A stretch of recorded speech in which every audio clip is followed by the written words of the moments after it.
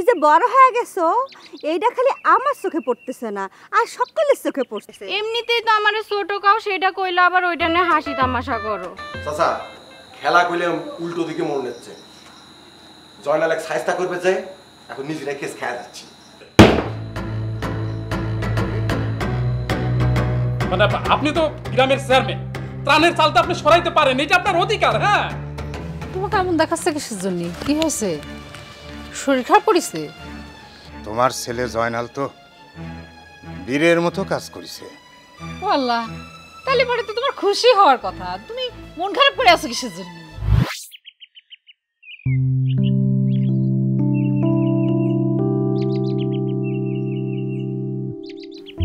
আচ্ছা, ইয়াকুব ভাই আমার কিসের জন্য ভালোবাসতে চায় না?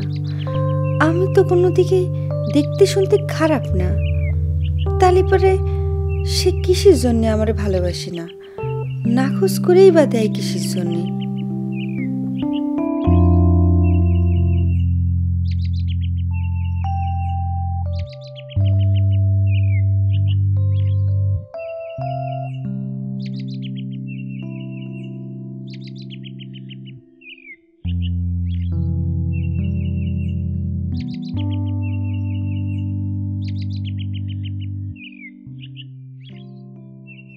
তুমি যতই পালাবের চেষ্টা করো ইয়াকুব ভাই, এই স্নিগ্ধা তোমারে কোনোভাবেই ছাড়বে না। যুগের অর্থের মধ্যে তোমার পিছনে লাগিয়ে থাকবে। দেখি তুমি কেবা করে আমাকে মন না দিয়ে পারো। আর স্নিগ্ধা আপা একা একা কি করছেন? আশেপাশে তো কাউকে দেখতে পাচ্ছি না, ঘটনা কি বলেন তো?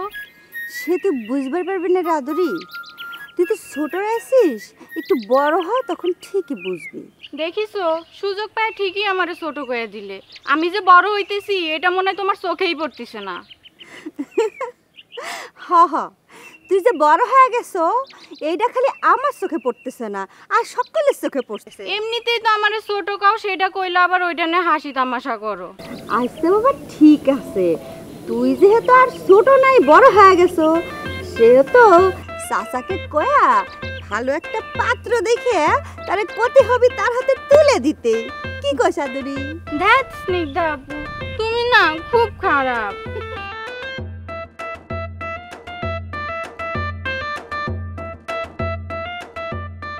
চাচা খেলা কইলে উল্টো দিকে মন নিচ্ছে। জয়নাল এক সাইজটা করবে যাই, এখন নিজেরা কেস খেয়ে যাচ্ছি। কিরম নিজেরা কেস খেয়ে যাচ্ছি?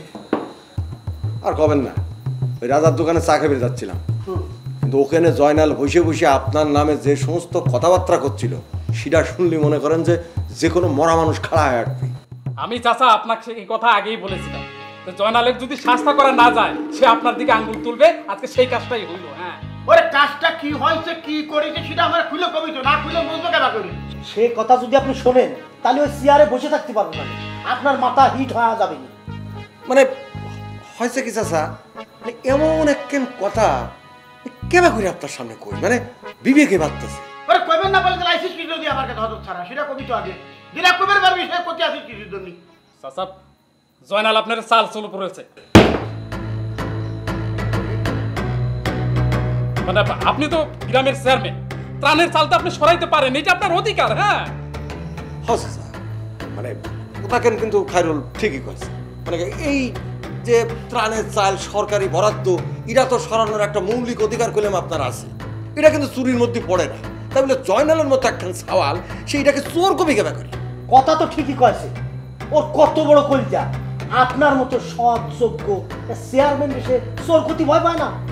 একটা কথাই আছে না, দুই প্রকার পাখা গজায় মরিবার তরে।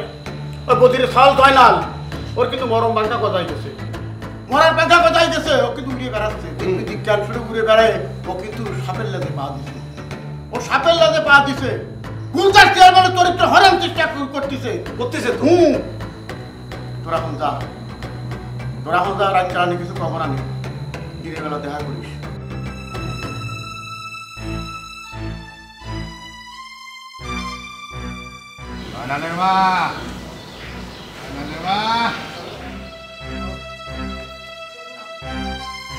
তোমাকে এমন দেখাচ্ছে কিসের জন্য? কি হয়েছে? শরীর খারাপ করেছে? তোমার ছেলে জয়নাল তো বীরের মতো কাজ করেছে। ও আল্লাহ, তাহলে পরে তো তোমার খুশি হওয়ার কথা, তুমি মন খারাপ করে আছো কিসের জন্য? না, আমি তো খুশি, আমি মহা খুশি। তোমার ছেলে বীরের মতো কাজ করেছে, আমি খুশি হব না? আমি খুশি, মহা খুশি। জয়নাল কি আবার অকাম কুকাম করিছে? সে নাকি কালকে কায়সারের ছেলে রাজুরে ইচ্ছে মতো বাড়িছে। এই নিয়ে গ্রামের মানুষের মধ্যে তো একটা তোলপাড় শুরু হয়ে গেছে। আচ্ছা থাক, তুমি এসব নিয়ে মাথা গরম করো না। এসব নিয়ে মাথা গরম করলে কিছু হবেই, সেটা তো ভালো করেই জানো। তোমার আরো শরীর খারাপ করবে না। হানিফ, হানিফের মতো মানুষ আজ রাস্তায় আমারে ধরে অনেক কথা শোনাইল, আমি কোনো জবাব দিতে পারলাম না। মা, আমার এই জয়নালের কারবার থেকে এক এক সময় মনে হয় এই বাড়ি ঘর ছেড়ে আমার যেদিকে দু চোখ যায় চলে যায়। আমার আর সংসার বাড়ি ঘর কিছু ভালো লাগে না। তুমি এসব কি করছো? হ্যাঁ, বাদ দাও তো, এসব নিয়ে তুমি মাথা গরম করো না। চলো, তোমার প্রেশার বাড়বি না। ঘরে আসো।